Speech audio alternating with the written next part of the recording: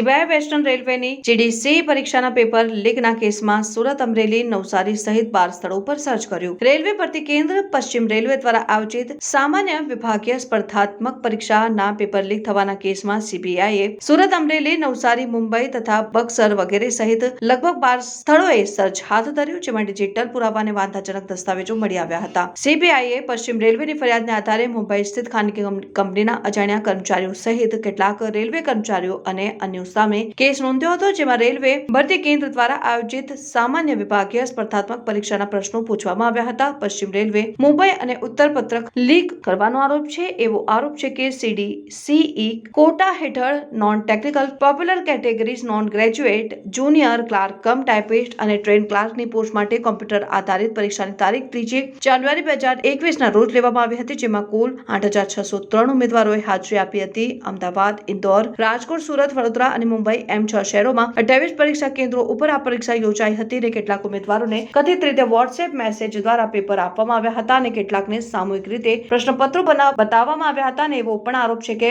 ઉક્ત પેઢીને પરીક્ષા આયોજક એજન્સી તરીકે નિયુક્ત કરવામાં આવી હતી. વધુમાં એવો આક્ષેપ કરવામાં આવે છે કે જીડીસીઈ પરીક્ષામાં હાજર રહેલ ઉમેદવારોને પરીક્ષા શરૂ થયા પહેલા પૈસા ચૂકવ્યા બાદ જવાબો સાથે પ્રશ્ન આપવામાં આવ્યા હતા. તદુપરાંત પરીક્ષાના થોડા દિવસો પછી તેઓને કથિત રીતે એક વણચકાસાયેલ વોટ્સએપ લિંક દ્વારા પરીક્ષાના પરિણામ વિશે પણ જાણ કરવામાં આવી હતી.